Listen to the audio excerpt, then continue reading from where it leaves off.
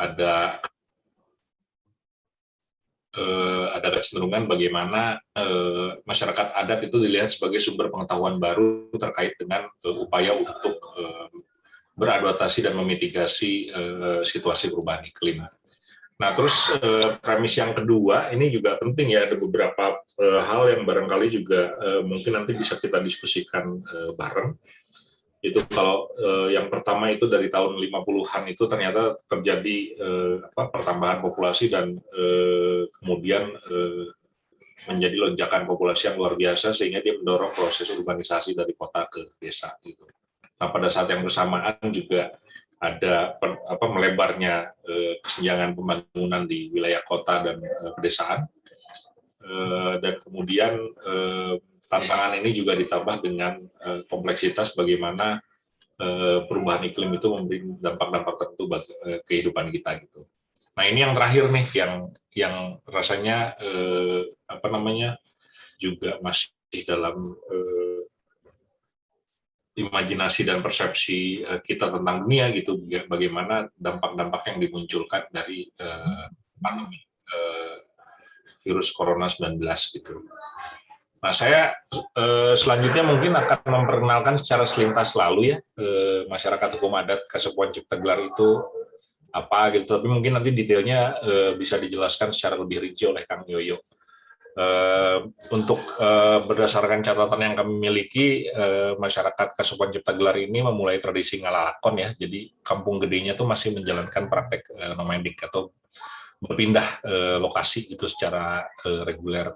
Nah, ini sejak tahun 1368, tapi mungkin juga jauh lebih lama dari itu. Nah, lokasinya sendiri kalau sekarang pusat kampung gedenya ada di sekitar lingkungan Taman Nasional Gunung Halimun Salak. Anggota komunitas ini barangkali ada sekitar 25 sampai 30 ribu jiwa tersebar di lebih dari 500 dusun dan 300 kampung yang ada di Kabupaten Sukabumi dan Kabupaten Bogor, ini di Jawa Barat ya, terus Kabupaten Lebak di Banten. Jadi wilayahnya tersebar luas, tapi identitas budaya dan tradisinya sama. Nah, yang membuat mereka terikat ini adalah nilai-nilai dan sistem kepercayaan serta religi budaya padi gitu. Jadi masyarakat ini memuliakan padi sebagai sumber kosmos gitu. Terus oleh karena itu dikenal sebagai masyarakat barisan pangawinan atau pancer pangawinan gitu. Jadi dia sih secara filosofis selalu menempatkan dirinya ada di tengah langit dan bumi, barat dan timur, budaya dan modern dan tradisi dan lain sebagainya. Nanti kita bisa diskusi lebih panjang soal itu. Nah, masyarakat ini juga punya lembaga adat yang spesifik, dipimpin oleh abah, dampingi oleh emak, ada asisten dan barisan rorokan ya seperti menteri-menteri gitu. Selain lembaga adat, seperti yang tadi disebutkan sebelumnya, masyarakat Kasepuhan Cipta Gelar ini juga punya akar yang dalam terkait dengan tradisi dan budaya padi. Nah, yang menarik juga adalah bagaimana tradisi dan budaya padi itu ternyata menopang keutuhan lingkungan hutan gitu. Kalau di Cipta Gelar itu ternyata wilayah hutan itu punya kategorisasi fungsi dan simbol tersendiri gitu. Ada hutan titipan, ada hutan tutupan, ada hutan garapan dan lain sebagainya. Nah, di antara enklave hutan yang ada itu ada wilayah hutan sesangetan gitu yang memang dipercaya sebagai tempat di mana makhluk-makhluk yang ada di hutan itu hidup gitu. Nah, ini kurang lebih peta umumnya. Ini tahun 2007, sekitar tahun 2017 itu kita bikin pemetaan partisipatif di sana dan kemudian menemukan zona-zona hutan dan zona wilayah pemukiman gitu yang tersebar di beberapa kabupaten. Nanti mungkin bisa dilihat secara rinci. Yang kuning ini adalah dusun-dusun dan kampung-kampung, sementara yang hijau ini adalah zona-zona hutan inti gitu. Nah, pada saat itu juga kita melakukan semacam studi ya, kenapa ada beberapa wilayah yang dikategorikan sebagai wilayah sakral. Nah, saat kita melakukan analisa hidrologi, ternyata wilayah-wilayah sakral itu adalah sumber-sumber yang penting untuk mempertahankan keberlangsungan budaya dan tradisi bercocok tanam padi ya. Sumber air, unsur hara, dan lain sebagainya. Nah, di lingkungan masyarakat Cipta Gelar ini juga ada sistem tata kelola air yang spesifik. Ini kayak menteri air gitu ya. Disebutnya biasanya rorokan manitin atau ulu-ulu. Ini manitin ini nama burung yang biasanya memang tinggal di sumber-sumber mata air gitu. Nah, selain tata kelola air, ada juga sistem peralatan mangsa. Ini nanti kita juga bisa diskusi lebih rinci nih sama Kang Yoyo. Bagaimana sistem peralatan mangsa itu mengatur musim tanam dan musim panen dan segala macam aktivitas pertanian gitu ya, khususnya pertanian padi, berdasarkan indikator posisi konstelasi bintang Kidang dan Kerti, atau kalau di sana disebutnya Orion, kalau bahasa Latinnya Orion sama Pleiades gitu. Nanti ini topik yang menarik sebetulnya. Ini beberapa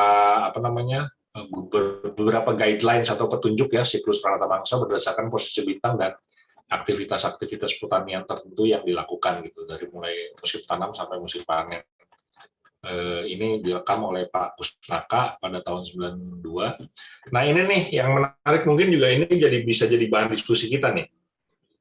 Karena ini juga temuan yang relatif baru gitu ya.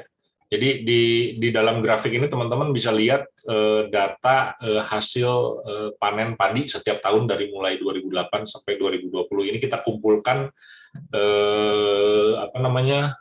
sumbernya adalah kegiatan ponggokan atau sensus tradisional. Jadi kalau di Cipta Gelar itu setiap tahun ada sensus tradisional. Nah, namanya ponggokan, terus di dalam sensus itu salah satu yang didata adalah hasil panen setiap tahun. Ini teman-teman bisa lihat tahun 2015 itu ada lonjakan hasil panen dari yang rata-rata 4.000 sampai 6.000, itu lonjak sampai 10.000 lebih. Nah, ini pada saat itu yang juga menarik adalah Indonesia mengalami situasi puncak El Nino, di mana kita saat itu mengalami musim kering berkepanjangan dan lebih dari 100.000 hektar lahan sawah itu gagal panen. Tapi di Cipta Gelar itu justru ada peningkatan. Terus di grafik yang bawah ini teman-teman bisa melihat bagaimana, karena kalau di Cipta Gelar itu kan dilarang memperjualbelikan beras dan padi berdasar tradisi gitu. Jadi padi dan beras itu ditanam dan dihasilkan hanya untuk konsumsi sendiri dan tidak boleh dijual keluar gitu. Nah, ini biasanya padinya disimpan di dalam leuit atau lumbung. Kita bisa lihat antara perbandingan antara stok dan konsumsi padi setiap hari gitu. Itu ternyata stoknya jauh melebihi dari apa yang dibutuhkan oleh masyarakat Cipta Gelar setiap hari, dan sebetulnya ya dia berbanding lurus dengan hasil panen setiap tahun gitu. Nah, ini juga barangkali menarik nih. Selain itu mereka juga punya kekayaan seni budaya dan tradisi ya. Jadi hampir semua kegiatan kesenian itu dikembangkan sebagai bagian yang tidak bisa dipisahkan dengan budaya padi gitu ya. Terus ini salah satu yang menarik nih, tahun 2016 itu kita cukup beruntung merekam prosesi tradisi ngareremokeun Indung Pare. Jadi nanti mungkin Kang Yoyo juga bisa cerita nih gimana benih-benih padi yang ditanam oleh masyarakat Cipta Gelar itu adalah benih yang dikembangkan secara turun-temurun di berbagai kampung dan wilayah gitu ya. Jadi biasanya hanya menanam jenis padi tertentu, dan pada saat peristiwa ini padi dimuliakan gitu ya, dihibur dengan berbagai pertunjukan kesenian dan lain sebagainya. Ini menarik banget. Nah, tadi kan konteksnya ya, saya pengen teman-teman bisa sedikit kenal atau tahu masyarakat Kasepuhan Cipta Gelar itu apa gitu, supaya kemudian bisa membayangkan bagaimana teknologi atau ilmu pengetahuan modern itu juga bisa diadopsi melalui proses yang spesifik. Salah satunya nih tahun 2097 itu masyarakat Kasepuhan Cipta Gelar itu mengawali pengembangan dan pemanfaatan sumber tenaga listrik, tenaga mikrohidro. Ini saat itu kerjasama dengan IBK dan infrastruktur listrik mikrohidro yang dikembangkan saat itu sampai sekarang itu masih ada dan terus berkembang. Nah, yang kedua ini apa namanya, sejak tahun 2015 itu Kementerian terlibat dalam upaya pengembangan infrastruktur internet berbasis komunitas. Sebelumnya upaya ini sudah dirintis sejak tahun 2009 oleh Abah Ugi, dan kemudian kita kita lanjutkan melalui berbagai kolaborasi yang melibatkan berbagai pihak gitu ya. Nah, yang salah satu momentum pentingnya adalah pertemuan multi stakeholder yang melibatkan beberapa perwakilan dari mulai masyarakat adat Cipta Gelar, terus ada teman-teman dari Bappenas, dari Kominfo, dari waktu itu Taman Nasional Halimun Salak dan lain sebagainya, membuat semacam rumusan bersama gitu ya, kira-kira apa yang penting untuk dikembangkan di sana. Pertemuan ini menghasilkan dokumen amanat amanat Gampung yang isinya adalah merekomendasikan beberapa poin, semisal dukungan terhadap agenda konservasi dan perlindungan hutan, pelestarian dan pengembangan budaya, pemanfaatan teknologi media dan energi terbarukan. Nah, ini yang sebetulnya menjadi salah satu landasan kenapa kita terus melanjutkan kegiatan di sana. Dan yang terakhir adalah pemberdayaan warga Kasepuan Cipta Gelar secara berkelanjutan. Nah, ini internet kita gunakan sebagai instrumen pemberdayaan gitu, kurang lebih seperti itu. Nah, ini nih eksperimen-eksperimen yang kita lakukan. Jadi tahun 2016 itu kita coba mengembangkan infrastruktur internet dengan menggunakan software open source. Dari berbagai macam percobaan itu akhirnya pada tahun 2019 kita berkolaborasi dengan APC, ini sebuah lembaga internasional yang memang concern pada pengembangan dan pengembangan infrastruktur internet berbasis komunitas dan upaya untuk mengatasi kesenjangan digital gitu. Nah, ini programnya masih berlangsung sampai sekarang. Selain bersama dengan APC, kita juga berkolaborasi dengan FCDO. Pendekatannya biasanya melalui proses seperti ini, jadi diskusi dulu, assessment dulu, riset dulu, dan lain sebagainya. Kita tentukan wilayahnya ada di mana, arsitektur jaringannya seperti apa, sampai kemudian akses internet itu disebarkan dan digunakan oleh warga. Tapi pada saat yang bersamaan itu kita bikin serangkaian semacam pelatihan dan pendampingan literasi digital untuk anak muda dan perempuan gitu, karena menurut kita pengembangan infrastruktur fisik tanpa dibarengi dengan upaya peningkatan pengetahuan dan keterampilan digital itu bisa berisiko tinggi gitu ya, mendapat dampak-dampak yang tidak kita inginkan dari pemanfaatan teknologi. Nah, untuk melanjutkan upaya itu mulai dari awal 2020 itu kita bekerja sama dengan FCDO dan membangun pusat pelatihan dan lab media di Cipta Gelar. Di tempat ini nih kita melakukan serangkaian workshop, lokakarya, pendampingan. Baru saja kita menyelenggarakan Rural ICT Camp gitu ya, di mana beberapa stakeholder terkait itu bertemu dan membicarakan banyak hal gitu. Nah, ini ada beberapa catatan yang mungkin bisa jadi bahan diskusi kita bersama. Yang pertama itu berdasarkan dari apa yang kita pelajari, itu ternyata pada dasarnya masyarakat tradisional itu punya sikap yang terbuka pada perubahan selama prosesnya sesuai dengan tatanan adat dan dikembangkan berdasarkan kesepakatan bersama. Jadi ini selalu setiap langkah, setiap aktivitas, setiap rencana, setiap pelaksanaan berbagai kegiatan itu kita selalu terlibat dalam proses interaksi dan komunikasi yang yang dekat gitu ya. Nah, terus yang kedua nih yang juga penting adalah ternyata pandangan stereotip yang menganggap warga adat tidak dapat menerima pengetahuan dan teknologi modern itu tidak sepenuhnya tepat. Barangkali ada, tentu itu pun dengan sejumlah alasan, tapi sebagian dari yang lain itu ada juga ternyata masyarakat adat yang justru membuka diri pada proses adaptasi pengetahuan dan teknologi baru. Nah, yang ketiga, ini yang kita saksikan gitu ya, yang kita catat, kita alami gitu ya, bagaimana pemanfaatan pengetahuan dan teknologi modern itu bila dikembangkan di lingkungan masyarakat adat pasti akan diwarnai dengan nilai-nilai dan pandangan lokal, termasuk proses adopsinya pasti melalui proses iterasi yang panjang, jadi nggak bisa langsung diterima gitu. Yang instan-instan itu biasanya nggak akan memberikan dampak-dampak yang terlalu signifikan gitu. Nah, yang terakhir ini yang menurut kita mungkin perlu kita pikirkan juga nih ke depan, bahwa berdasarkan dari apa yang kami pelajari kelihatannya ya pengetahuan dan teknologi modern itu mestinya bisa berkembang selaras dengan adat, budaya, dan tradisi lokal supaya proses pembangunan itu bisa mengakar atau embedded gitu ya dan berkelanjutan. Karena pada prinsipnya kan pemahaman tentang kehidupan yang berkelanjutan itu bukan sesuatu yang asing buat masyarakat adat gitu. Justru barangkali kita nih yang tinggal di kota yang tidak punya pemahaman dan kerangka berpikir seperti itu. Nah, selama ini kan yang terjadi kalau di lingkungan masyarakat adat itu proses pembangunan, inovasi, pembaharuan atau apapun itu justru mencabut akar.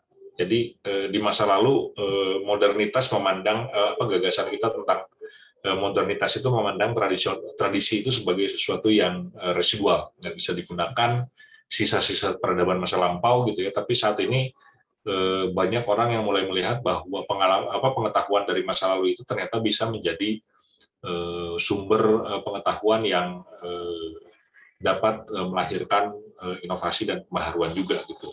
Nah ini yang mungkin bisa kita diskusikan bareng. Terus kebetulan di sini nanti ada Kang Yoyo yang lebih banyak terlibat karena Kang Yoyo ini teman saya, dia seniman ya, dulunya menghabiskan belajar dan menghabiskan sebagian dari waktu perkembangan karirnya itu di Bandung dan di beberapa negara. Itu sejak beberapa tahun yang lalu, saya lupa 2004 atau 2000 berapa, nanti mungkin Kang Yoyo bisa klarifikasi, itu pindah dan menetap di Ciptagelar. Kurang lebih seperti itu dulu. Sebagai penutup, kalau di Ciptagelar itu ada prinsip yang menarik ya, dan barangkali ini juga dipahami oleh masyarakat di berbagai wilayah di Jawa Barat, khususnya masyarakat Sunda tradisional gitu. Jadi ada peribahasa bunyinya kurang lebih nyorang alam katukan, nyawang mangsa bakal datang gitu. Jadi ada sikap-sikap tertentu yang mendorong warga Ciptagelar itu selalu melihat masa lalu untuk bisa memproyeksikan perkembangan di masa depan. Gitu. Kurang lebih seperti itu. Selanjutnya mungkin akan lebih seru kalau kita ngobrol-ngobrol langsung nih sama Kang Yoyo ya. Oke, hatur nuhun. Terima kasih Kang Gustaf atas presentasinya, menarik sekali nih, apalagi dari isu-isu perdesaan. Tiap kali saya ngobrol sama masyarakat desa tuh kadang-kadang ada komplain gitu. Pertanyaannya, kok ketika musim tanam orang-orang berbondong-bondong ke kota misalnya untuk beralih profesi menjadi driver Grab atau Gojek seperti itu. Jadi ini ketika misalnya ada interaksi antara inovasi atau sains dengan tradisi lokal, itu sangat menarik gitu. Sekarang langsung aja ke Kang Yoyo sebagai juru komunikasi Kasepuhan Ciptagelar. Mangga Kang, cerita-ceritanya gimana? Baik, terima kasih. Hatur nuhun. Assalamualaikum warahmatullahi wabarakatuh. Sampurasun. Saya tadi sih sudah disampaikan Kang Gustaf cukup deskriptif tentang apa itu Kasepuhan Ciptagelar dan bagaimana kami hidup. Tetapi paling tidak kami dari barisan Pancer Pangawinan.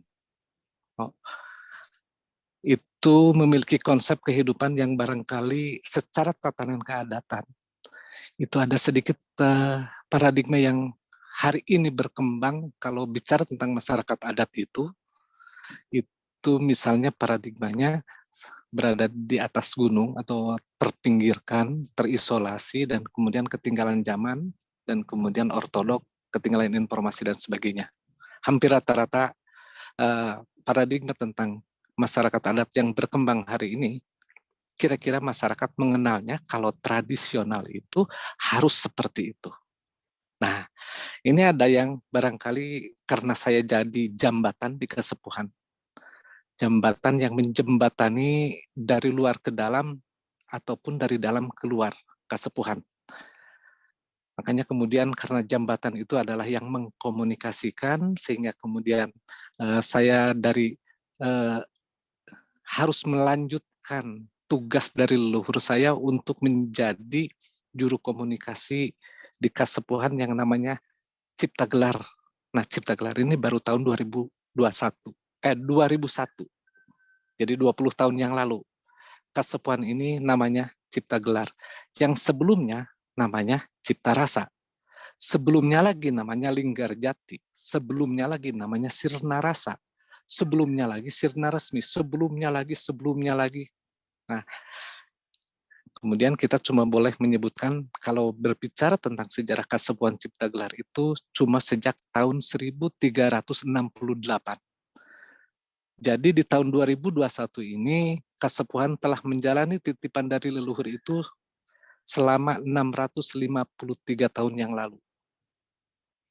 Nah, konsep apa yang sedang dijalani, seperti yang tadi disampaikan Kang Gustaf, kenapa berpindah? Karena kita memiliki tugas wangsit dari leluhur untuk ngalalakon. Itu bahasa saya adalah harus mampu, harus mengimbangi di mana perkembangan babad dan abad dari waktu yang dijalani oleh Kasepuhan disesuaikan dengan kekinian. Kira-kira seperti itu. Sehingga kalau misalnya tahun 2021 Kasepuhan itu dari Cipta Rasa harus bergerak ke Gunung Karancang dan kemudian mendapatkan perintah untuk menggelarkan, itu bahasanya dari leluhur itu, sehingga kemudian Abah Encup Sucipta membuat nama Kasepuhan ini menjadi Cipta Gelar. Artinya kata gelar di situ adalah memperlihatkan atau memperkenalkan kembali titipan dari leluhur yang barangkali di tempat lain sudah pincang atau sudah hilang. Nah, ini konsep ini yang kemudian tugas kami sebagai barisan pancer pangawinan untuk kemudian menginformasikan kembali tatanan hidup yang seimbang, yang selaras dan selurus. Kira-kira seperti itu. Seperti apa? Bahwasanya kemudian kira-kira seperti ini. Melihat tubuh kita itu jadikan sebagai simbol, di mana kita memiliki kiri dan kanan, yang hidup di siang dan malam. Kalau nggak ke atas pasti ke bawah, kalau nggak ke kanan pasti ke kiri. Dua keseimbangan hidup seperti halnya ilmu modern dan ilmu tradisi, ilmu barat dan ilmu timur, kemudian itu menjadi konsep dasar di mana menjalani lakon kehidupan di babad ini dan di abad ini, itu harus sejalan, seiring, selaras, dan selurus. Seperti halnya kita banyak berbicara tentang lahir dan batin. Lahiriah yang kelihatan, batinnya yang tidak kelihatan. Dan ini harus sejalan seiring seperti kami menjalani tatanan keadatan ini, juga harus selaras dan selurus dengan tatanan negara yang ada hari ini. Nah, bicara tentang itu, maka kemudian konsepnya, kalau sebut saja, kalau saudara yang di Baduy, mereka memiliki konsep keadatannya, kalau panjang nggak boleh dipotong, yang pendek nggak boleh disambung. Artinya, kalau titipannya seperti itu, nggak boleh dikurangi dan nggak boleh ditambahi. Nah, Kasepuhan Cipta Gelar memiliki tugas sebagai barisan pancer pangawinan yang harus mampu mengawinkan, kami ini sebagai pancernya, titik tengahnya, yang harus mampu mengawinkan dua sisi ini. Sehingga kemudian konsep keadatannya kudu bisa ngigelan zaman, tapi ulah kabawa ku zaman. Artinya barangkali harus mampu mengimbangi perkembangan kecanggihan zaman hari ini di luar sana, yang bisa kita gunakan dan manfaatkan untuk kehidupan kita hari ini, dengan tidak meninggalkan tatanan tradisi sebagai titipan dari leluhur. Sehingga kemudian, sebut saja, ilmu modern dan ilmu tradisi harus sejalan seiring. Nah, kita bicara tentang hari ini konteksnya paling tidak dari ranah modernnya. Ranah modern atau kemudian perangkat modern ini bisa dihidupkan lewat sumber power yang kita mulai kemodernan di Kasepuhan itu diawali dengan adanya dan lahirnya turbin sebagai sumber tenaga. Tahun 1987 Kasepuhan sudah memulai membuat turbin dengan membuat turbin dari kayu yang kita sebut turbin gelebeg. Turbin kayu ini kemudian digerakkan oleh aliran air dan menggerakkan generator sehingga waktu Kasepuhan masih di Cipta Rasa itu sudah mampu menghasilkan sekitar 3.000 watt dari generator yang ada, dan cukup mampu menerangi imah gede Kasepuhan di Cipta Rasa dan seputaran kampung Cipta Rasa saat itu. Karena di zaman sekitar tahun 87-an, teknologi perkembangan yang digunakan itu tidak seperti hari ini. Jadi cukup untuk penerangan. Tetapi kemudian ketika tahun 97, Kasepuhan mendapatkan support dari kedutaan Jepang lewat JICA dan kemudian Yayasan IBK waktu itu merealisasikan proses pembuatan turbin untuk kapasitas 50 kVA. Sehingga kemudian ketika Kasepuhan berpindah ke Cipta Gelar di tahun 2001, sumber powernya sudah ada. Nah ini seiring sejalan di mana Kasepuhan mendapatkan perintah untuk menggelarkan tatanan itu tadi, maka perangkat menggelarkan adalah alat komunikasi, sehingga kemudian tahun 2004 dari listrik yang ada membuat kita bisa mengkomunikasikan lewat radio yang dibikin oleh tangan Abah hari ini, yang ada hari ini maksudnya, karena beliau paling suka ngoprek ketika usia SMP, itu sudah mampu membuat frekuensi FM atau transmitter FM. Kemudian dilanjutkan pada tahun 2008, itu bertepatan di mana saya harus menjalani tugas dari leluhur saya, datang ke Kasepuhan Cipta Gelar, kemudian semakin melengkapi kebutuhan informasi audio visual. Maka lahirlah di tahun 2008 ini Siga TV Cipta Gelar yang tayangannya 24 jam hingga hari ini. Dan itu cuma untuk kebutuhan lokal saja di sini. Perkembangan hari ini mengkomunikasikan atau menginformasikan apa yang terjadi di Kasepuhan itu dengan adanya internet, sehingga kemudian hari ini kita membutuhkan media sosial untuk menginformasikan apa yang berlangsung di Kasepuhan, dan kemudian komunikasi dijalani dengan semuanya berada dalam genggaman tangan, sehingga kemudian gadget itu sudah nyampe ke kami itu paling tidak ketika adanya jaringan internet dari diawali tahun 2009 dan kemudian ketika tahun 2013 dan itu sudah dibantu oleh Common Room untuk kemudian sekarang kami anak-anak di sini mengkomunikasikan itu lebih mudah, sehingga kemudian hari ini kita sedang mencoba menuju babak baru kehidupan, mempersiapkan segala apa yang memang menjadi harusnya menyambut kehidupan ke depan itu dengan membangun sekolah adat misalnya, yang tadi gambar secara visualnya sudah diinformasikan oleh Kang Gustaf. Kami membangun sekolah adat. Sekolah adat ini yang kemudian di dalamnya itu diajarkan adalah bukan tatanan keadatan dan ketradisian.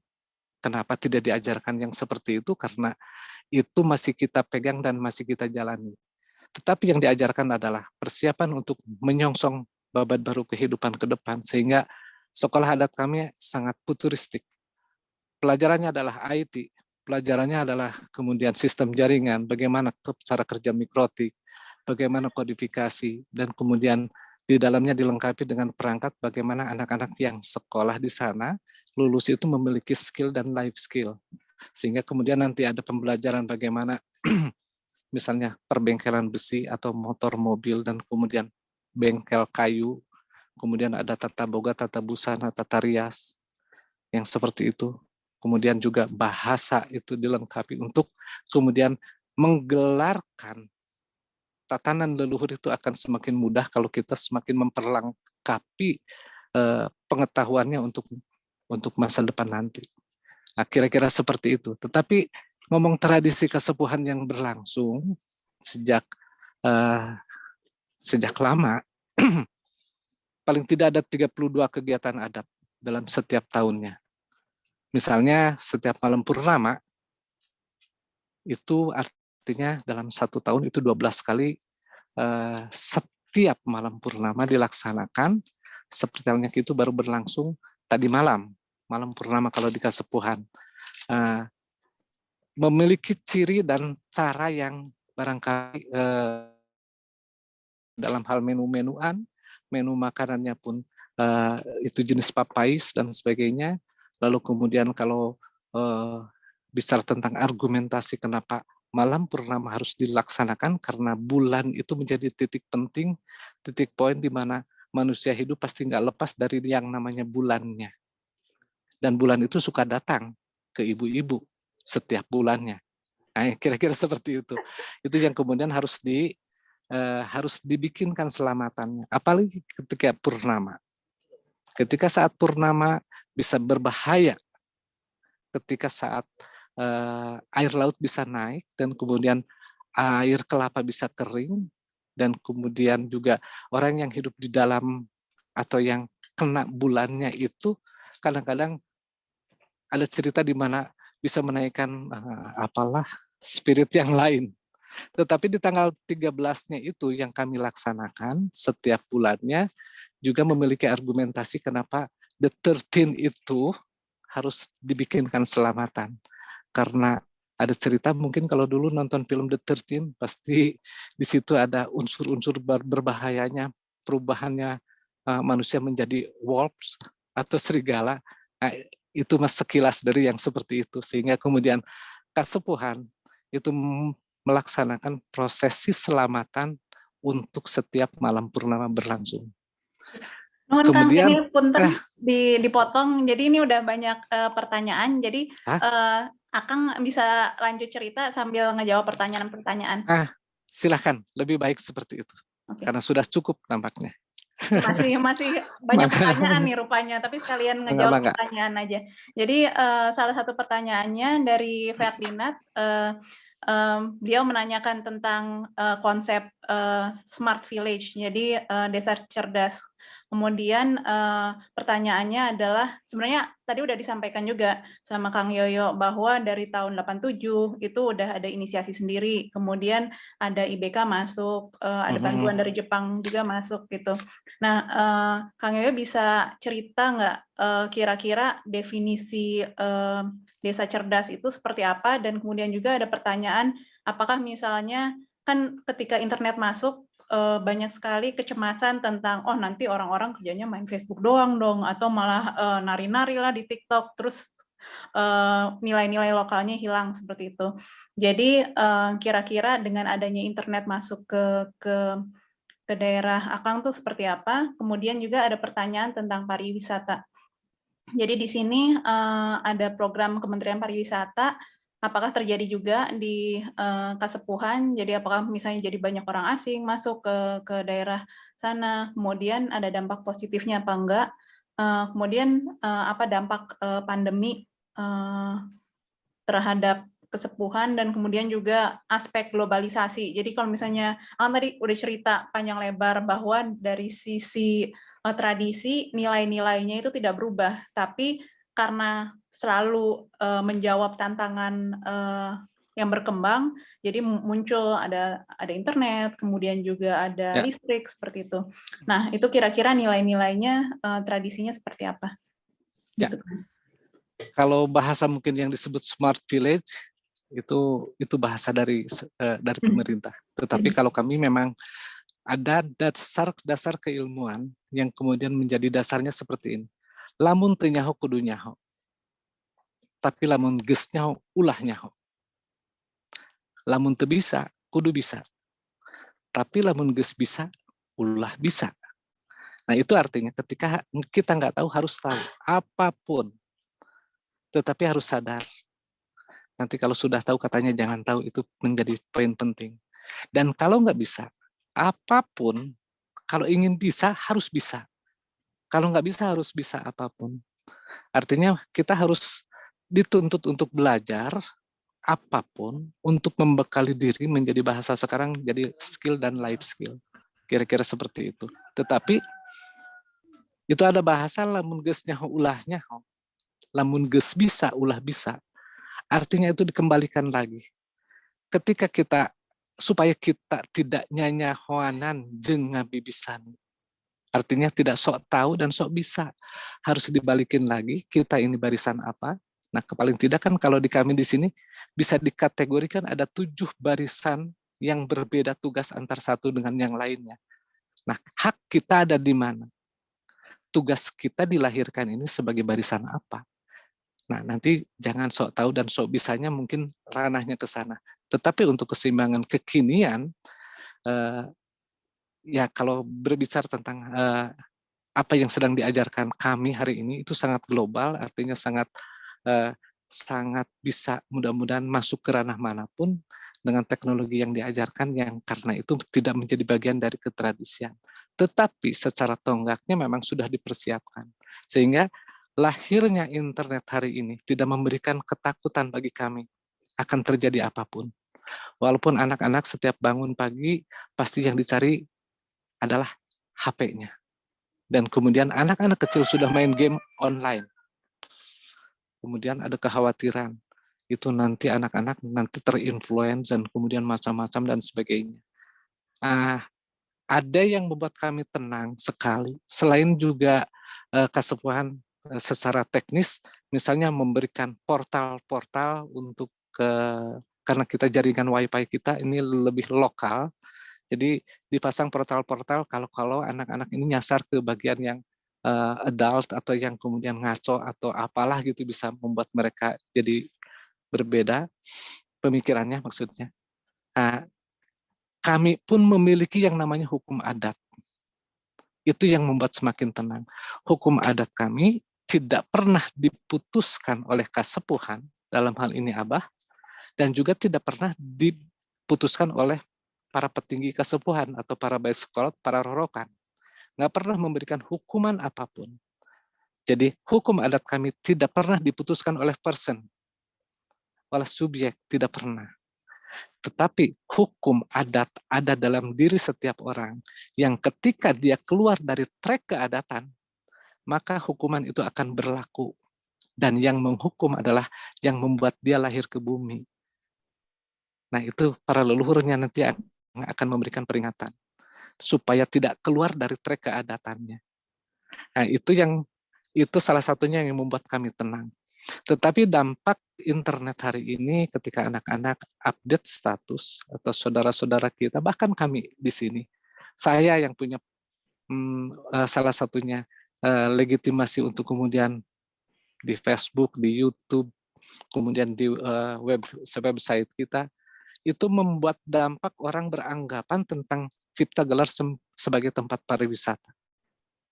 Kemudian Geopark Ciletuh misalnya memasukkan Kasepuhan Cipta Gelar menjadi ranah culture site-nya buat mereka sebagai, pasti itu namanya kepariwisataan, walaupun bahasanya culture site gitu ya, dari sisi kebudayaannya.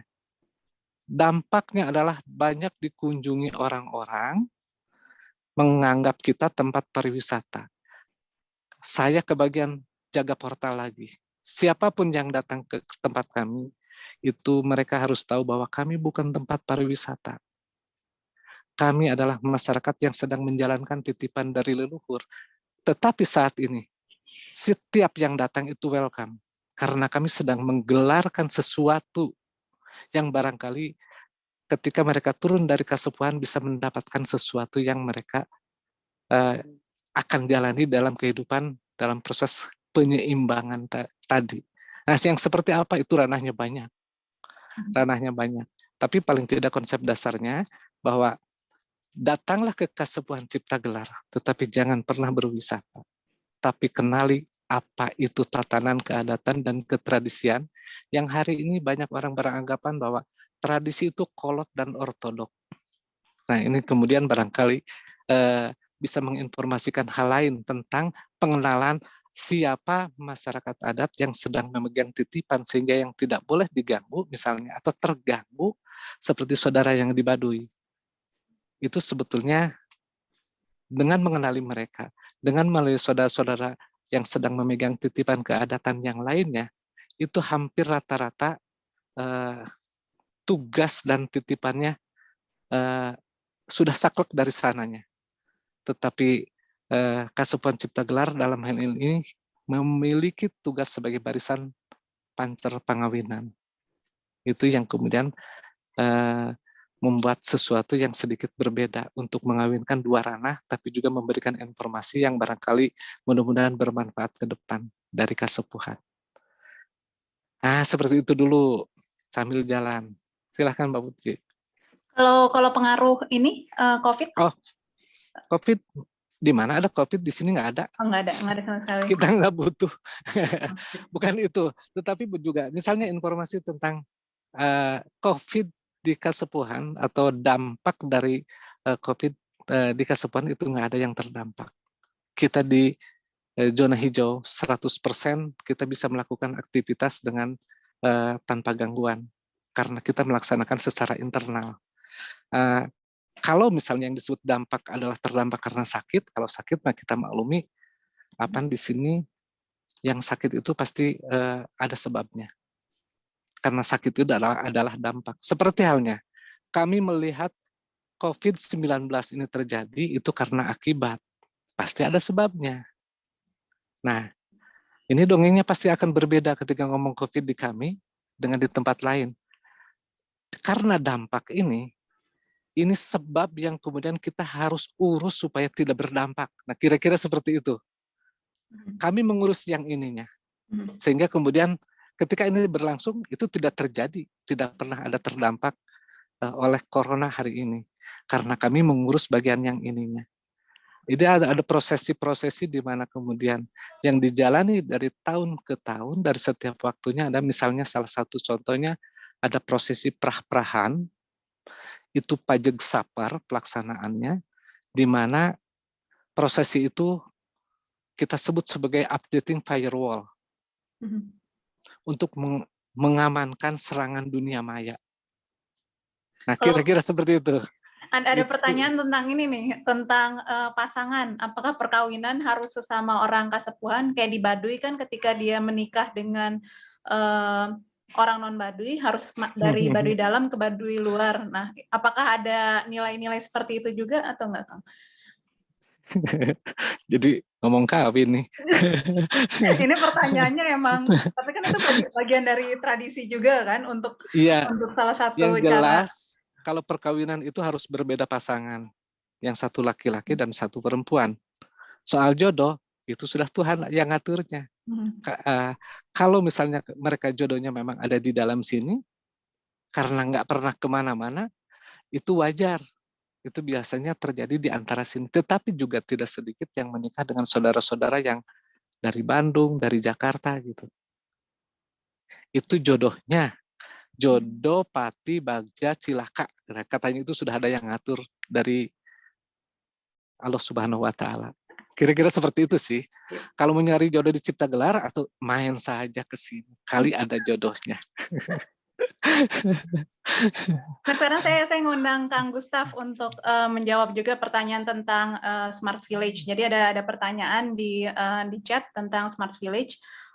Dan dari sisi common room yang datang ke Kasepuhan, kemudian memiliki nilai-nilai untuk tidak melakukan teknologi itu sebagai sesuatu yang menentang tradisi, tapi bagaimana bisa sejalan gitu. Jadi mungkin Kang Gustaf bisa ngasih jawaban juga tentang Smart Village seperti apa, kemudian juga bentuk-bentuk internetnya. Jadi kan tadi Kang Yoyo juga udah cerita tentang ada firewall biar nggak masuk ke situs-situs yang tidak diinginkan seperti itu.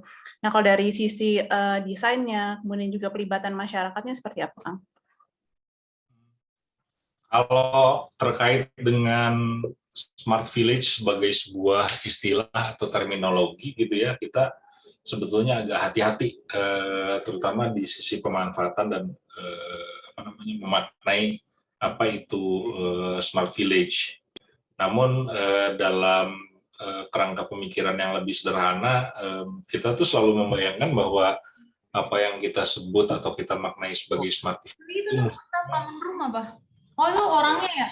Gak jelas anjir. Pembicaranya ya? Acara saya ini terdiri dari masyarakat yang cerdas. Jadi selama target utama dari program-program Smart Village itu adalah sebagai upaya yang berkelanjutan untuk mendorong proses pencerdasan masyarakat gitu ya. Itu menurut kita tracknya udah benar gitu. Tapi kan dalam praktek, dalam kenyataannya ada banyak nih versi-versi pemahaman dan pemikiran tentang smart village, termasuk praktek-prakteknya yang berkembang di masyarakat gitu. Yang di titik ekstrim kita lihat yang perlu dihindari itu adalah perhatian yang berlebih pada efek-efek sensasi dari pemanfaatan teknologi itu sendiri. Ini yang kita hindari gitu ya. Teknologi internet dan platform digital yang hanya untuk digunakan untuk proses konsumsi, atau yang paling ekstrim kan di titik tertentu istilah smart village ini ujung-ujungnya kalau di dalam skema pembangunan adalah pengadaan barang dan jasa. Jadi urusannya hanya sekedar beli alat, pasang alat, habis itu selesai. Nah ini yang menurut kita sebetulnya perlu agak hati-hati tuh, karena proses adopsi teknologi di lingkungan masyarakat pedesaan dan tempat terpencil itu nggak bisa hanya sekedar kita bawa alat dan setelah itu selesai. Ternyata kalau di dalam kasus Cipta Gelar yang kita pelajari ya perlu ada pelatihan, perlu ada pendampingan, perlu didorong kerja-kerja pemberdayaan gitu. Dan kita lihat proses adopsi teknologi yang berhasil, adopsi pengetahuan dan teknologi yang berhasil di lingkungan masyarakat tradisional atau masyarakat adat itu adalah yang memang selalu dibarengi dengan proses pendampingan, proses pelatihan, proses pemberdayaan gitu ya, sehingga adopsi teknologi itu menyatu atau memiliki akar dan bisa berkembang selaras dengan adat, budaya dan tradisi yang ada. Dan kita melihat itu sebagai sebuah ideal yang di wilayah lain mungkin sulit untuk sulit untuk dicapai. Dan kita lihat kalau di Cipta Gelar itu ada faktor kepemimpinan dan struktur lembaga adat yang menavigasi proses adopsi teknologi dan pengetahuan baru itu supaya bisa terus berjalan seiring dengan adat, budaya dan tradisi yang ada di sana. Dan menurut kita itu hal menarik yang bisa kita pelajari lebih jauh sih sebetulnya. Kalau proses dari mulai desainnya, jadi kalau misalnya NGO biasanya kan mereka ada kayak donor-donor atau funding-funding tentang misalnya ICT for development.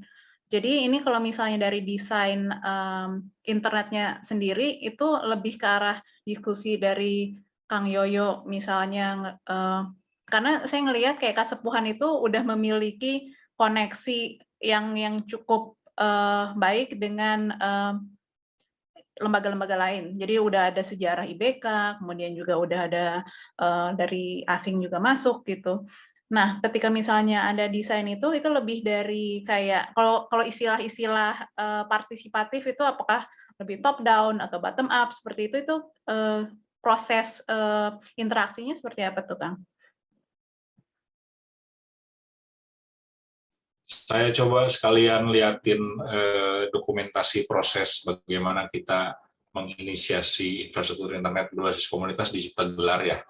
Ini gambar yang di atas ini, yang di tengah ini Abah Ugi, dia pimpinan adat di Cipta Gelar. Tadi kan saya sempat bilang ini salah satu komponen yang penting untuk mendorong terjadinya proses adaptasi dan pemanfaatan teknologi itu ternyata kepemimpinan. Nah kalau di Cipta Gelar itu yang unik adalah peran dari Abah Ugi justru sebagai pimpinan adat. Jadi yang mendorong, yang menginisiasi, yang memotivasi teman-teman itu justru Abah Ugi. Bahkan bisa dibilang Abah Ugi juga mengorkestrasi dan mendorong terbentuk jaringan kerjasama antar kelompok-kelompok masyarakat yang beda. Seperti yang digambar ini ada teman-teman dari Awinet yang kebetulan dia jadi mitra ISP untuk mengembangkan jaringan internet di Cipta Gelar. Ini pertemuan, salah satu pertemuan rutin yang sering kita selenggarakan untuk mencoba merancang bareng-bareng di mana program ini dikembangkan gitu, karena kita percaya pendekatan partisipatif itu ya memang harus melalui proses iterasi panjang yang melibatkan para pihak terkait gitu ya. Kalau di urusan internet desa dan tempat terpencil kan dari sisi regulasi mau nggak mau harus melibatkan ISP dan lain sebagainya lah. Nah ini kita diskusikan, terus arsitektur jaringannya kita rancang bareng. Nih Abah juga sering nih kalau misalnya untuk rencana pengembangan ke wilayah lain, iseng-iseng atau secara khusus dia ngirim ini desain arsitektur atau topologi jaringannya seperti ini, daerahnya seperti ini, karakternya seperti ini, dan lain sebagainya. Nah ini foto yang satu lagi ini wilayahnya, di mana layanan internet itu mulai dikembangkan di lingkungan masyarakat adat Kasepuhan Cipta Gelar. Nah kita lihat berdasarkan pendekatan yang seperti ini, ketika komunitas dilibatkan gitu ya, baik dalam proses transfer pengetahuan, dalam praktek-praktek pengembangan, pembangunan, termasuk pemanfaatan dan pengembangannya, itu ternyata mereka bukan hanya kemudian memiliki kemampuan teknis juga, tapi juga kemampuan untuk mengelola dan mengembangkan gitu. Dari yang tadinya diawali dengan 5 dusun, itu sekarang di lingkungan Cipta Gelar itu udah ada lebih dari 29 dusun atau mungkin 30 dusun yang punya layanan atau akses internet gitu, yang dikelola oleh masyarakat sendiri. Dan yang menarik, dia juga memberikan insentif atau keuntungan tersendiri gitu, bukan hanya soal akses tapi membuka kesempatan-kesempatan ekonomi yang baru gitu. Nah ini yang saya rasa itu tadi ya, saat kita diskusi tentang Smart Village, sebaiknya jangan dilihat terminologi atau istilahnya, tapi kerangka berpikir yang ada di belakangnya gitu. Jadi menurut kita konsepsi Smart Village yang ideal itu adalah yang memang basisnya adalah pemberdayaan warga, karena kalau kita punya masyarakat desa yang cerdas, otomatis desanya juga akan cerdas, nggak sebaliknya ya. Misalkan desanya itu sama kita dilengkapi dengan perlengkapan ini, perlengkapan itu, dan tapi ketika masyarakatnya tidak bisa memanfaatkan, yang terjadi bukan hanya terbentuknya akar, tapi justru tercerabutnya akar. Mungkin itu dulu, nanti mungkin kita bisa lanjut diskusi lebih jauh. Terima kasih. Ini ada pertanyaan lagi buat Kang Yoyo. Ini nanya bisa lewat chat atau kalau mau mukanya tampil dan suaranya kedengaran juga boleh loh ya. Jadi nggak harus lewat chat aja. Jadi Mbak Liptia mau ngomong sendiri atau mau saya bacain? Ya udah saya bacain aja. Jadi pertanyaan tentang sekolah adat di Cipta Gelar yang tadi sempat dibahas, untuk kurikulum, tenaga pendidik dan juga pesertanya itu seperti apa? Apakah pengetahuan yang diberikan hanya terkait ICT saja atau beragam? Terima kasih. Ini saya coba, nanti mungkin Kang Yoyo ini sebetulnya kepala sekolah kepala Cigasakola di Cipta Gelar. Nanti mungkin bisa cerita secara detail. Tapi background-nya saya mau minta izin untuk cerita juga ya, bahwa sebetulnya training center dan lab media di Cipta Gelar itu awalnya memang khusus untuk diperuntukkan untuk meningkatkan keterampilan digital gitu ya, khususnya yang terkait dengan pengembangan infrastruktur internet berbasis komunitas dan pemanfaatannya gitu. Tapi kita lihat sebetulnya ini kalau misalnya dipakai untuk pelatihan dan kegiatan-kegiatan lain bisa jauh lebih bermanfaat. Jadi yang menurut kita penting itu sebetulnya bukan hanya sekedar membangun dan mengelola infrastruktur internet, tapi justru pemanfaatannya. Dan kita lihat pola pemanfaatannya itu mestinya harusnya sih bisa mencakup banyak hal ya, mulai dari meningkatkan efektivitas pemerintah desa, terus bisa mendorong pembelajaran jarak jauh, pemberdayaan dan macam-macam. Tapi Kang Yoyo mungkin bisa cerita udah ada kegiatan apa aja tuh yang udah dan akan dikembangkan di sana. Mangga Kang Yoyo.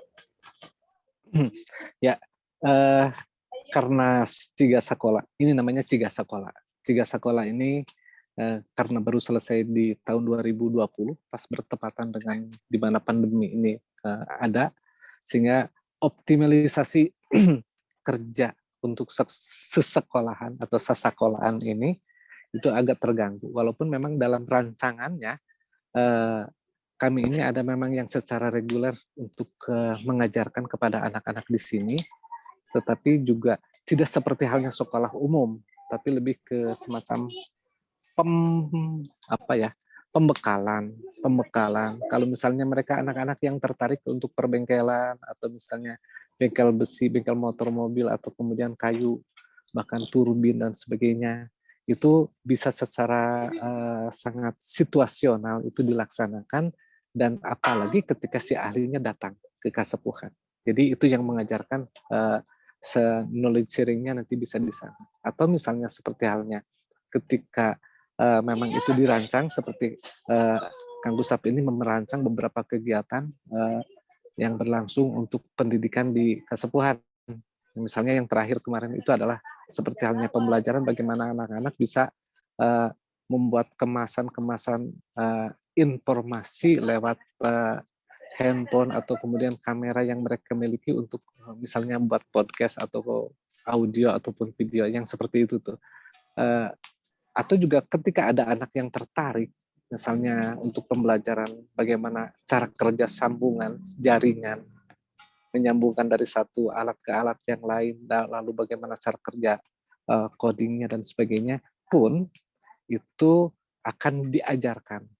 Walaupun beberapa memang sudah diajarkan, beberapa sudah dimulai diperkenalkan, misalnya seperti yang kemarin ada di Rural ICT Camp kedua itu. Harapan kami sih ke depan, memang sekolah ini akan memberikan pengetahuan tidak terbatas kepada usia, tetapi siapapun yang mau belajar, yang ngajar itu di antara kita saja, yang bisa memberikan pengetahuan kepada yang belum bisa. Knowledge sharing-nya seperti itu sih kira-kira. Dari manapun dan kapanpun, karena sasekolahan kita atau ciga sekolah ini memang juga harapannya bisa memanfaatkan saudara-saudara yang mereka memang para ahli di bidangnya nanti kemudian bisa berbagi pengetahuan dengan anak-anak di sini dan orang di sini. Kira-kira seperti itu sih. Kalau tentang ini Kang, saya penasaran dari sejarahnya itu kan kayak sangat gaul sekali gitu. Jadi dari awal udah banyak pihak-pihak luar yang masuk ke Kasepuhan gitu. Nah itu asal muasalnya tuh emang Abah Anom itu sangat karena Gaul kan memang atau gitu? ya sangat gaul gitu atau gimana gitu dapat koneksi kemana-mana. Nah ini kalau saya melihat dari kacamata yang lain, ketika Kasepuhan ini memang sedang punya tugas menggelarkan itu tadi, sehingga kemudian seperti jalannya tuh sudah memang diberkati oleh alamnya kayak gitu ya. Tiba-tiba ada orang yang tertarik dengan alam, kemudian datang ke Kasepuhan, ternyata dia seorang ahli apa, ternyata dia juragan apa, atau seorang misalnya yang memang pemegang keputusan, misalnya seperti itu. Dan ketika nyambung terjadi pembicaraan dan itu bisa saja terjadi. Contoh misalnya ketika ada yang sepedahan naik ke sini nih, dan ternyata dia adalah seorang pemegang keputusan untuk planning pembuatan tower komunikasi. Maka selesai datang ke sini, 3 hari kemudian alatnya sudah mulai diprogres untuk kemudian diberikan tower. Satu kemudian tower komunikasi berfungsi atau berjalan di sini. Kira-kira seperti itu tuh.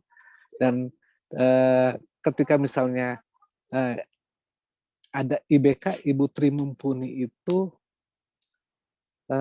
dulu dari zaman sekolahnya ada adiknya yang juga kemudian memiliki tugas datang ke Cipta Gelar. Nah gitu tuh yang seperti itu tuh. Kemudian dia ternyata punya kakak Tri Mumpuni yang punya ketertarikan untuk pengelolaan aliran air untuk dijadikan turbin itu tadi. Nah kemudian dari Yayasan IBK ini nyambung ke Jepang, nyambung ke Korea, nyambung ke instansi atau lembaga-lembaga yang lain yang sama-sama satu pemikiran untuk kemudian merealisasikan PLTMH yang ada di Kasepuhan atau bahkan tempatnya yang ada justru di Kasepuhan untuk kelistrikan. Nah, seperti itu. Pembangunan mikrohidro hampir rata-rata karena di tempat lain tidak banyak lagi dan lebih banyak dikuasai oleh jaringan instalasi dari pemerintah. Nah, gitu PLN misalnya. Yang tidak ada, nah kemudian kami pun di sini bukan cuma untuk kami, karena PLN itu kan baru belakangan, walaupun sudah nyampe, itu baru tahun 2012. 97 sampai ke tahun 2012 itu kan lumayan. Nah, kami sudah lebih dahulu menggunakan turbin 50.000 watt. Itu sejak tahun 97. Jadi ketika PLN datang dan berencana untuk membeli turbin-turbin kami, gitu, Kasepuhan tidak memberikan itu karena konsep turbin kami adalah kegotong royongan. Misalnya seperti itu. Nah, jaringan itu berlangsung. Jaringan itu terjadi seperti halnya eksistensi common room, dalam hal ini Kang Gustaf berada di Cipta Gelar, nyambungnya yang seperti itu tadi tuh. Datang karena ini sedang ada konsep di mana Kasepuhan menggelarkan.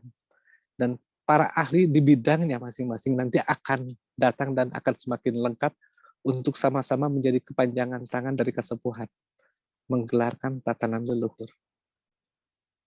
Jadi ketika PLN masuk tahun 97, karena dulu pas Tahun 2012. 2012 masuk, di Cipta Gelar masih dipertahankan yang mikrohidro yang mandiri, karena ada kasus-kasus di desa-desa lain ketika PLN masuk, mereka meninggalkan gitu. Jadi yang awalnya mereka bisa berswadaya sendiri untuk menghasilkan listrik, tapi ketika PLN masuk, jadi kan ada proses-proses yang bisa dihilangkan gitu. Jadi yang terjadi adalah ya sudah ditinggalkan dan mereka sistem pembayaran terpusat seperti itu. Kalau di Cipta Gelar masih dipertahankan ya Kang ya, yang sistem ininya. Karena konsep turbin kami adalah kegotong royongan. Jadi ini turbin dibangun oleh support dari luar, tapi kemudian proses pembangunan dilaksanakan oleh kami. Sehingga kami bergotong royong ketika saluran airnya harus dibersihkan, kita bergotong royong. Ketika misalnya tanggulannya jebol, kita bergotong royong membangun. Ketika apapun yang memang berhubungan untuk melibatkan semua orang, karena listrik itu menerangi banyak orang, sehingga kemudian paling dikenakan biaya per wattnya Rp400 tanpa abodemen. Jadi masih ada orang yang membayar, misalnya karena di rumahnya 10 watt, jadi dalam sebulannya cuma Rp4.000. Nah, kayak gitu tuh. Masih ada. Mungkin saya oper ke Kang Gustaf. Jadi pas dalam presentasinya itu, Kang Gustaf presentasi tentang reinventing local knowledge kan ya Kang ya. Nah, terus banyak sekali tuh. Jadi yang tradisi-tradisi lokal yang sebenarnya scientific, dan itu sudah dilakukan dari puluhan tahun yang silam dan masih dilakukan. Kalau misalnya konsep yang disebut dengan reinventing local knowledge itu, apakah misalnya menscientifikan tradisi-tradisi lokal? Karena kan tadi Kang Gustaf juga presentasi tentang giliran musim, yang sebenarnya itu sangat saintifik sekali gitu. Jadi yang disebut reinventing itu apakah menambah tradisi lokal sesuai dengan perkembangan zaman dengan teknologi, atau kayak mengenalkan ilmu-ilmu yang sebenarnya sangat saintifik tapi kemudian ditulis, jadi memindahkan bahasa lisan menjadi bahasa tulisan. Oke, ini mungkin lebih enak kalau misalnya langsung bahas subjeknya aja bareng gitu.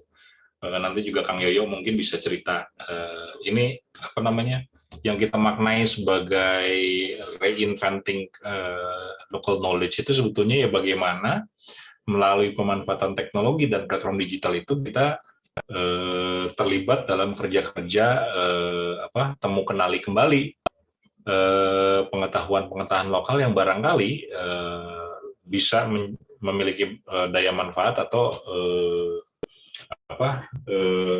relevan untuk menjawab situasi perubahan iklim yang saat ini kita alami. Ilustrasi yang paling konkret ini mungkin yang tadi saya share ya, data ponggokan di Cipta Gelar dari 2008 sampai 2008 sampai 2020 itu memperlihatkan bagaimana sistem Pranata Mangsa dan praktek budidaya pertanian padi di Cipta Gelar itu kelihatannya memiliki kemampuan daya tahan yang tinggi, punya kemampuan daya lenting dan kemampuan untuk mengantisipasi situasi-situasi perubahan iklim secara relatif baik gitu.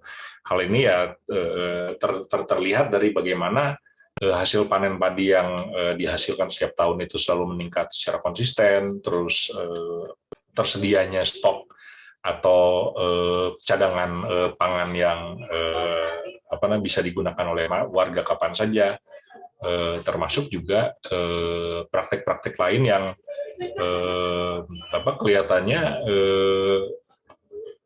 meningkatkan daya tahan masyarakat untuk bisa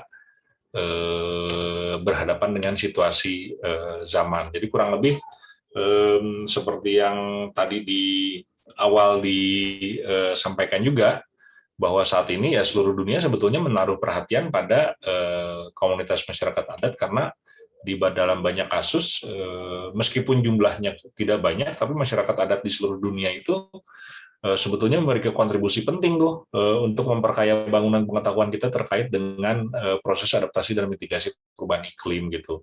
Minimal kalau di Cipta Gelar kan kita bisa belajar bagaimana masyarakat terlibat dalam proses pengelolaan hutan misalkan, atau bagaimana praktek bercocok tanam padi yang memanfaatkan varietas benih padi lokal itu lebih memiliki daya tahan saat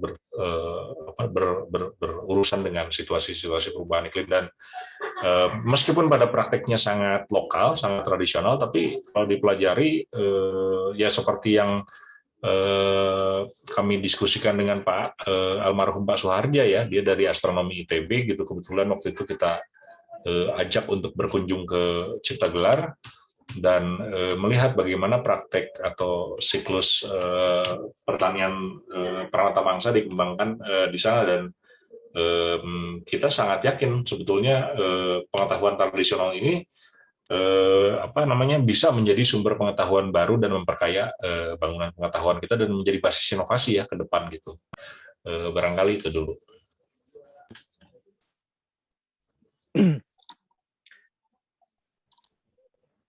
Kang Yoyo, ada yang mau ditambahkan? Siap. Inilah jadi salah satu yang kemudian alat yang disebut komunikasi hari ini adalah adanya jaringan internet. Dari jaringan internet ini adalah salah satunya kemudian menjadi kepanjangan tangan dari kasepuhan untuk menggelarkan tatanan dari leluhur itu tadi. Salah satu contohnya misalnya menanam padi 1 tahun sekali dengan berpatokan kepada perbintangan. Bintang apa saja, yaitu kemudian kita nyebut Kerti atau Kartika dan Kidang atau Bentang Wuluku. Dulu tahun 82 Bentang Wuluku ini masih diajarkan. 80-an lah ke sana. Itu masih diajarkan di buku geografi di sekolahan. SD, SMP waktu itu saya masih melihat karena saya anak tahun 80-an. Tapi kemudian hari ini anak-anak sudah tidak lagi diajarkan atau diperkenalkan tentang astronomi. Karena astronomi juga mungkin sudah memiliki jurusan secara khusus. Tetapi leluhur kita sudah menggunakan itu menjadi sebagai bagian dari ilmu sagumulung, artinya ketika ngomong bumi, ngomong langit, dan itu sudah pengetahuannya sudah di semacam, memang aplikasi yang digunakan leluhur ilmu leluhur yang digunakan dalam aplikasi kehidupan hari ini yang dijaga oleh tatanan tradisi seperti di kami ini, berpatokan kepada bintang, artinya kalau kami menyebutnya bahwa kenali bintang, dan bintang itu sudah mengatur waktu kehidupan. Mana hak waktu dalam 1 tahun ini kan, mana hak waktu bagi manusia dan mana hak waktu bagi selain manusia. Kira-kira seperti itu. Sehingga dalam terapannya, dengan berpatokan kepada bintang, menanam padinya cuma sekali. Kenapa? Karena di situ ada ajaran di mana kita harus menghormati ibu bumi. Dan ini patokan dari Bapak Langit, kira-kira seperti itu.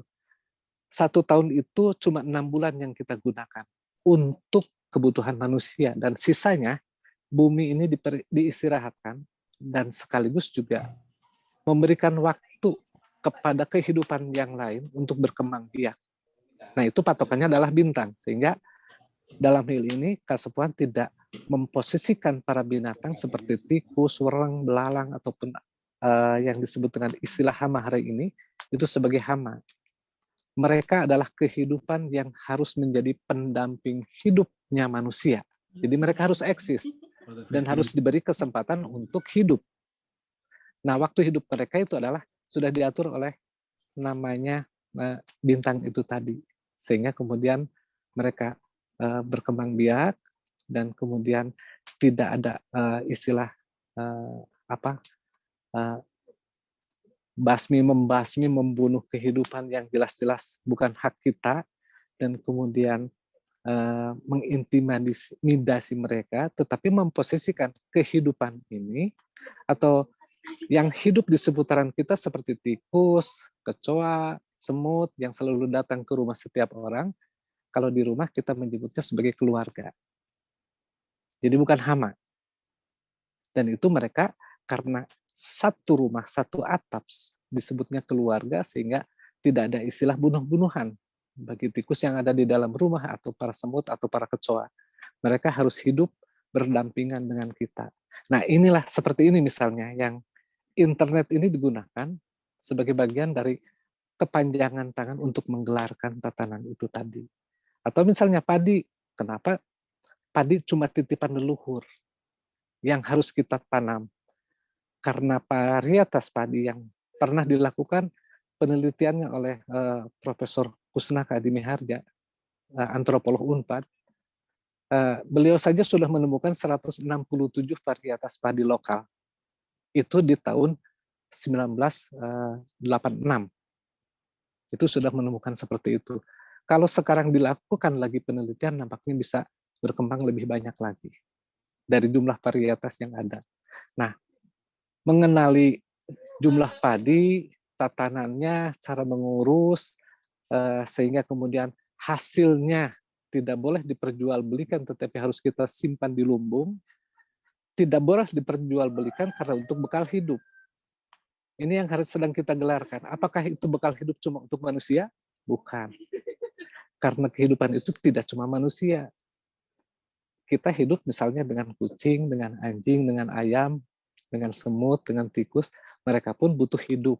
Jadi kita harus berbagi hasil yang kita panen ini, hasil pertanian kita ini berbagi kehidupan dengan kehidupannya yang lain. Ini yang sedang digelarkan. Salah satu contohnya manfaat dari internet. Seperti itu, Bu. Terima kasih, Kang. Ya, Kang Yusuf mau bertanya? Silahkan. Ya, terima kasih, Bu Inti. Kang Yoyo, menarik sekali paparannya yang justru menggelitik anak saya. Kira-kira bagaimana ya peranan politik? Adakah generasi atau masyarakat dari Kasepuhan yang berkiprah di dunia politik begitu, dan bagaimana, apakah ada semacam otoritas sendiri atau ada bargaining power yang bagaimana? Mungkin ya, seperti itu mungkin. Terima kasih. Ya, terima kasih Pak. Siap. Tentunya kalau kehidupan hari ini ada bertata negara dan bertata adat, itu semuanya lahir karena politik barangkali. Atau misalnya ketika ada saudara Abah, adiknya Abah, itu pernah menjadi salah satu anggota Dewan Perwakilan Rakyat di daerah Sukabumi, ya eksisnya karena politik itu tadi. Untuk tadinya harapannya kemudian bisa menjadi mewakili komunitas masyarakat adat ini di pemerintahan. Nah, kira-kira seperti itu. Dan itu harus ditempuh dengan cara seperti apa ya? Dengan cara mengumpulkan sejumlah angka. Kami melakukan ranah di mana harus melakukan pemilu misalnya, baik untuk anggota Dewan Perwakilan yang di ranah kabupaten sampai kemudian provinsi dan kemudian tingkat nasional. Itu sama saja sih Pak. Ketika ada orang datang ke Kasepuhan misalnya, karena konsep Kasepuhan ini Kasepuhan, di mana menunjukkan kata si sepuh ini berada, sehingga banyak orang datang, para politisi ini datang karena sedang dalam menjadi calon misalnya, meminta dukungan kepada Kasepuhan. Nah, kalau dulu zaman di mana partai-partai ini tidak sebanyak ini, mungkin bahasanya banyak yang digunakan, banyak yang menggunakan untuk cuma memilih si ini, memilih si itu, memilih yang ini saja. Sekarang sudah oleh Kasepuhan itu sudah dibebaskan. Masyarakat sudah lebih pintar untuk memilih siapa yang harusnya mereka pilih. Karena biasanya ketika ada calon pemilih yang dipilih ini datang dan kemudian bersosialisasi dengan masyarakat, membangunkan jalan misalnya, maka masyarakat akan memilih siapa yang membangunkan jalan itu tadi. Kalau misalnya si anggota si calon ini datang dan dia memberikan kontribusi kepada masyarakat, ketika dirasakan manfaatnya besar oleh masyarakat, pasti akan otomatis masyarakat akan memilih dan menghargai mereka yang telah datang itu tadi. Tetapi kalau yang nggak datang, kenal juga enggak, datang juga tidak. Jadi bahasanya kira-kira siapa yang datang ke Kasepuhan dan langsung bertemu dengan masyarakat itu akan lebih baik. Nampaknya itu pun sama seperti halnya masyarakat lainnya. Kira-kira seperti itu sih. Kami pun sama seperti halnya masyarakat Indonesia pada umumnya.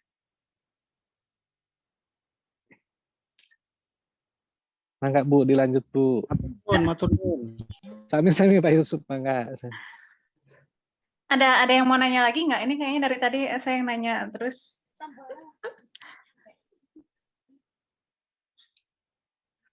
Kalau nggak ada yang mau nanya, ini pertanyaan terakhir. Terus habis kayak gitu nanti kita akan ada games dari panitia.